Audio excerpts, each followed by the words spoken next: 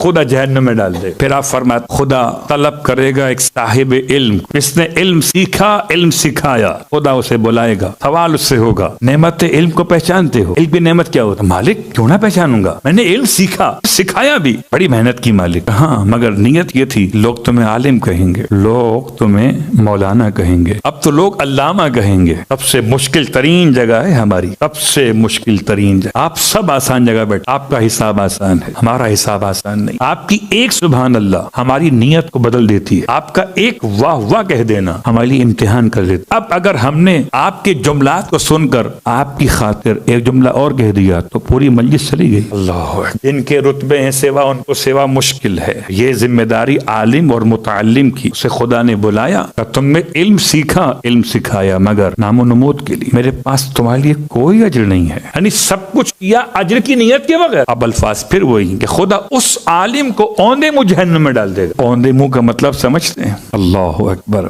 کبھی خدا مشکل وقت آپ کو نہ دکھائے. لوگ کیسے کھینچ کے لے جاتے ہیں کسی مجرم کو، کیسے ٹھوکریں مارتے ہیں کسی گنہگار کو، منہ کے بل گرتا ہو کہ دائیں گرتا ہو کہ بائیں گرتا، اسے اٹھا کے بٹھاتے نہیں ہیں.